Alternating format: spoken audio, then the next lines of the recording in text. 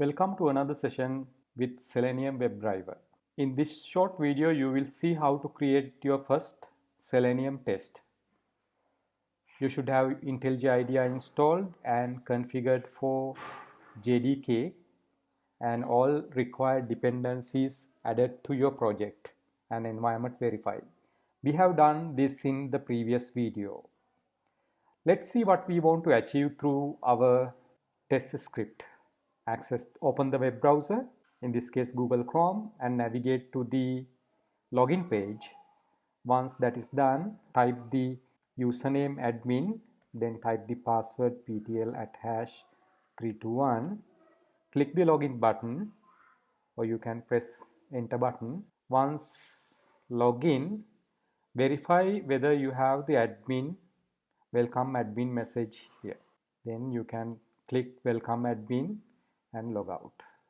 So that is your first test. That's your smoke test case. You can have number of validation test cases, both username and password blank, and click the login button and verify whether you get this error message username cannot be empty. Or you can keep username field empty and some password and click login. Still you will get the same error message. You have admin as the username and password field empty, and you should get error message password cannot be empty.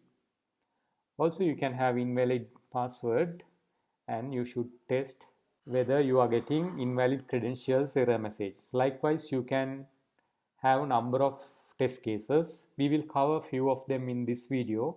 You should be able to create your own test cases and add multiple number of test cases. Let's move to IntelliJ IDEA, and I will select the test Java case, and this one I will create a new package, reverse of the domain, and then I will have HRM. Here I will add my first test case class, select Java class test login. It's created, and in this one we are not adding main methods. We are using TestNG framework test annotations to group the test cases. We will have a separate session for TestNG and learn more about annotations, the order of executions, their advantages later. And in this particular video, we will focus on creating our first test using TestNG, right? And ensure that you have selected right package, in this case org TestNG annotations. Sometimes you may have JUnit or some other libraries, test automation libraries installed as dependencies, and they may appear. So ensure that right package is selected. At test public void will not return anything, and test valid user login. I'm using lower camel case for the method naming and giving descriptive name, so that you don't have to add additional comments to describe the method. What you have to do is first set up the driver, WebDriver manager. I'm using WebDriver manager .chrome driver.setup, since I'm going to work with Google Chrome. Then we will create an instance of the Chrome driver, WebDriver equal new Chrome driver. Will not have any options. Simple web browser will be launched or created with this particular command. Next thing we have to do is navigate to the login page. We'll go here and copy the URL.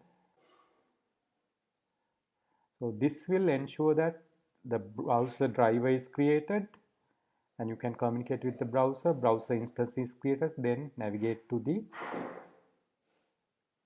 login page. Once that is done, you need to locate the username field and type the username. Type the username, then you have to type the password, and finally click the login. Before typing text or other username into the username field, you need to locate the field. WebDriver has a method called find element, not elements, but specific element, single element. So you can locate the element with this method. Then we call the by dot. You can locate the web elements, that means text field, buttons, links, checkboxes, radio buttons, any element. We have different location strategies like CSS selector, tag name, name. Then we have link text, class name, and partial link, XPath. So those things can be used. In this video, we will not be discussing much about the location strategies. We will use the IDs. You can use the method once you have the element, web element, this web element located, then you can call the send keys method to type the text into the field. So admin is the username. So now it is done. You can open the web browser, right click and click the inspect element, inspect to inspect the elements. I'm using Google Chrome, and in different browsers you may have different views. To follow along with this video, I recommend you to use Google Chrome. Now this window is open. Location can be set using this view. I'm using side view, and the name is available tx. Also you can use the name as well. This time I'm using ID. Press Ctrl D or Command D on Mac. Then since password field was similar, then you need to get the password field ID. Right click and inspect element, and here you can see txt password is the element's ID. Txt password, and type the password ptl @ #321. Let's move Control Shift and down arrow. You can move down. Then Control D again to, but in this case you have to click the button, and you need to get the button ID. So let's move this down. Control Command on Mac, Control Shift and down arrow. Then find the ID for the button, or you can use this, and click operation will not happen. ID is btn login. It is case sensitive to ensure that you don't do any mistakes in typing, typo. Now the function is done. You type the username, type the password, then click the login button. Let's run and see whether it's working. You can click on the button, green button, and this time you do not have any main methods. That's the beauty of TestNG. Browser is open. Username and password is typed automatically, and now you are there. Assertions. Now let's add assertions. What we have to do, once you are in the login page, landing page, verify the welcome message. You can verify the welcome message. What you have to do is, after login, you need to verify the welcome message here.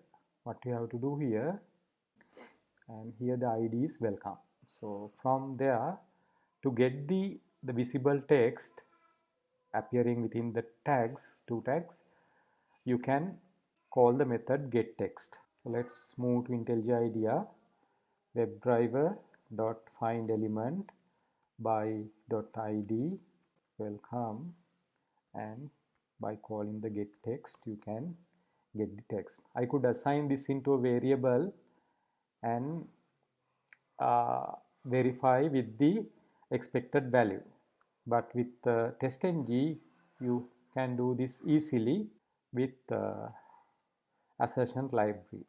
Assert, ensure that you select the right package, in this case org testng, not any other assertion libraries.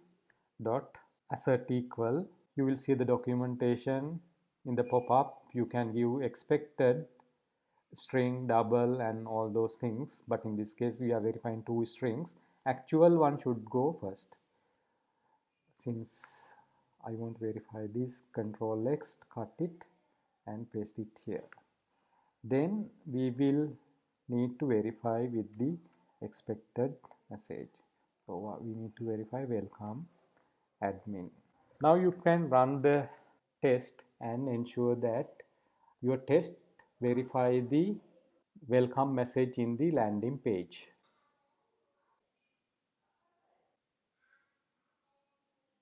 You can see this pass. So here we need to close the browser. Every time you cannot close the browser manually, you can ask closing the browser. So this is the first test case. So let's improve this further with few more additional case. Sometimes when you go to a website and type username and password, you hit the enter key rather than clicking the login button. Let's see how to simulate that. Select the test method and Control T D to duplicate the method, or Command D on Mac, and log in with enter key. So let's see how to do this. In this case I do not need clicking the login button. After typing this, I need keys. Ensure that you are selecting the right keys. Package keys dot enter, and you can see some other. Take this a little bit further and all Control L to format the code. So this will do that. Also you can get a duplicate of the method. Control D, login with submit. Elements have got submit method. With that also you can do this all Control L to format it without clicking the button. This time what we do, take the duplicate of this, Control D, and get this password element, and what I do, dot submit. So this will ensure that it's done. And you can run all the tests, 3 tests with by clicking click run. Also you can use the shortcut keys. Now you have 3 tests.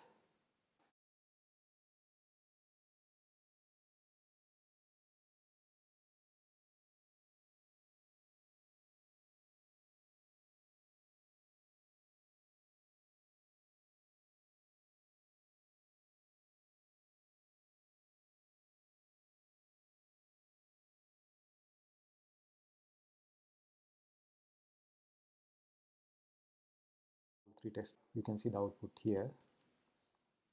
Let's organize this a little bit further, and you can see a lot of code duplications. You can see this part is common, right? Before running the test you should have this done, right, for each and every test. And once the test is done, you should close the browser. So that should happen after every method.